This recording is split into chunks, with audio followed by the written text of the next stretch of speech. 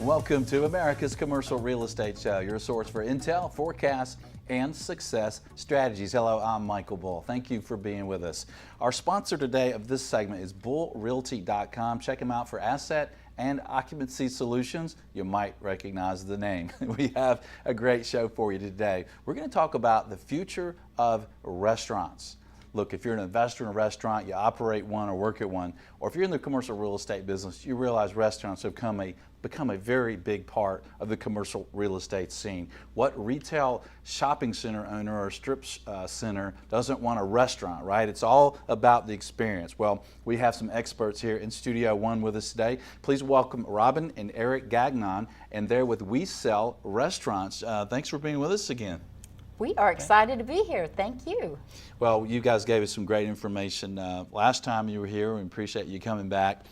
And one of the things I think a lot of people in our audience around the country is thinking about is there's been a lot of restaurants opening, right? It seems like I said in the opening, everybody wants a restaurant. We've got to have this experience and everything. Are there too many restaurants opening? Oh gosh, that is a great question, and I think there is a lot of evidence to support that potentially there's some oversaturation in the marketplace, more restaurants, and to your point, people love the restaurant industry. It has only been since 1995 that Bobby Flay and Food Network went on the air, and they made restaurants so sexy for everybody in America that everyone wants one. Is it too many? Eric, what do you think? I think we're getting close, that's for sure. But also, we got to look at the fact that a lot more meals are eaten out than more than ever. I mean, those of you that right now listen to the show, or even Michael, I mean, if you have kids right now, you probably eat breakfast at the house, but lunch and dinner, kids have to be everywhere. Nobody has time to cook anymore. So by that rise of meals eaten out, restaurants are trying to feed that demand. But I think we're going to see a shift because everybody's too much in that quick, fast casual segments and everything. We're going to have to see a little bit of rebalancing. Right now, it is a very competitive market. Yeah, well, it makes sense because that's what my wife makes all the time for dinner is reservations. And I went in a restaurant the other day, and I hadn't been there in a while, and the lady at the front desk said, the hostess said, Michael, do you have reservations? And I said, yeah, I did have reservations, but I came here anyway. I think I'll test you guys again, right? So how are sales doing then? If it seems like there's a lot of restaurants, it seems like some of them are busy and maybe some not. How are sales around the country? Last year is the first year, 2017, in recent memory that actually the market was absolutely flat for restaurant sales. There were bright spots.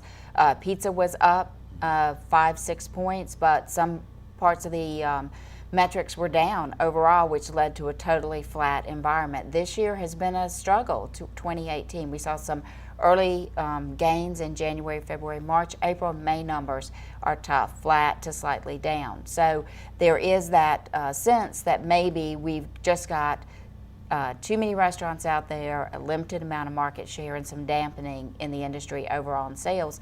Meanwhile, consumer confidence is up, consumer spending is up, and it could just be a slight shift because sometimes weather will impact the industry, the timing of Easter, timing of different holidays. It's been a very, very wet first quarter, so all of those things could come into play, and you and I could be sitting here in 6 more weeks or 6 more months saying, man, the restaurant industry is on fire. That's what's great about it. Always comes back. Yeah. Well, it is concerning when you talk about flat sales and increase in sales being flat when you think about how well the economy's done in the stock market during that time. So, yeah, that is a little scary. Well, I think one of the factors is also there's a lot more people in the restaurant pockets. Look at ready meals. I mean, grocery stores are getting there. Convenience stores are trying to get in that business as well. So I think that dollar is still there, but what happened? It goes different places. We just talked about your family going to dinner. Robin talked about sales here. Family dining is it's been hit the hardest, sorry, in the industry, which is very interesting. You would think, hey, if families are going out. No, they're going out to different places than your traditional family dining experience. Yeah. Well, it's interesting because there seems to be disruptors in every industry, right? So are the disruptors in restaurants, is that what it is? Is it these like you said, you go to the gas station and it's all food now. It sure is. Not good food. But I don't think. Maybe it's getting better. I don't know. I don't eat there. But what are the disruptors? The key disruptor affecting the restaurant industry in the last 12 to 24 months has got to be the advent of all the delivery services. Every single restaurant must be doing Uber Eats and DoorDash and Easy Catering. All these different people are coming in, picking up. So that may, in fact, instead of 5 or 6 people going out for lunch, one guy sitting at his desk and ordering in because he can look at a menu. Wouldn't that help restaurants, though? It should help in total, and what it will eventually help with is occupancy costs, because what we are seeing is overall some of the big brands we're talking to are talking about a shift of 30% of their total overall volume is going into delivery. Wow. So it's going out the door, which means they need less space, less dining area, so they're sitting there in overspaced sizes. Maybe they're in 3,000, 3,200 square feet. They could do it in 1,500, 1,600 square feet and dramatically cut their occupancy costs, but they haven't figured out how to get there yet. So we're at the beginning of this bubble that's being created, and restaurants are having to do what they always do. How do I innovate around it? How do I get a bigger market share? How do I drive those dollars, those delivery dollars, to my location versus someone else's? Yeah. Yeah, one thing you see with delivery too, it puts some pressure on the margins because these third-party services charge a hefty fee to the consumer as well as the restaurant. So it does generate sales. It helps you keep the lights on, keep your staff, and pay expenses. But from a profitability standpoint, we have a lot of large systems out there right now looking at bringing that in-house. They're working with their franchisees and their corporate staff to figure out a way to get in-house delivery to cut that quote-unquote middleman here, because the margins are not great on that delivery, unfortunately. Yeah. Well, that makes sense. And you mentioned the size of restaurants being adjusted. What do you see for trends there? Are restaurants getting smaller? They are getting smaller. Everybody's looking at where they can be more efficient. So I think overall, well, first of all, full service has shrunk as a part of the total marketplace. When you then take that down into fast casual is having more go out the door through delivery. Everything's just getting more and more efficient, smaller footprint. But you've got long-term leases that people are signed into. This is not going to be an overnight adjustment. And you've got brands that now are doing a refit or a refresh around what that new brand image looks like. Because going from 3,000 to 1,800 square feet, you've still got to get all the elements out there.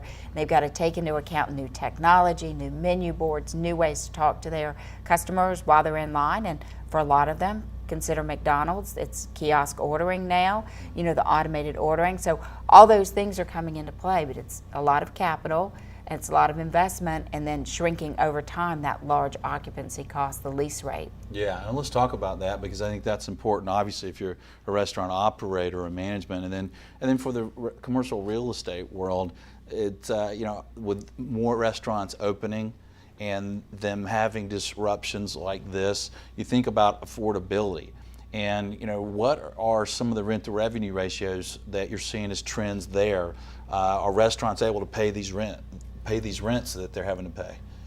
I mean, most operators out there are looking to 5 to 7% is what the norm has been. I think in the recent year people have pushed it 10%. And that's including CAM, by the way. I mean, a lot of landlords are out there oh, that's plus camps. No, that's the whole rent in. Come on, we got to include the CAM in there. So we've seen that, and right now with increases every year, like Robin said, sales are flat. Most landlords out there, it's not a secret, 3, 4, 5% increases a year is pretty common in most leases across this country. But if my sales are flat, I just give away 5% of my profit, because it's a direct impact to your bottom line. So we're seeing rent right now pushing 12, 14%. It's very difficult.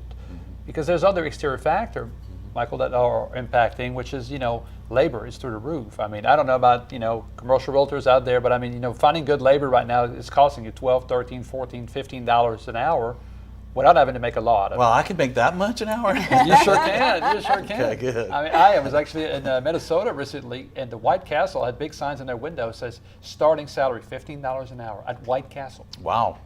Wow, and you can say you were in a castle today. You are the king if you're making that money. So what are the margins for these restaurant operators today?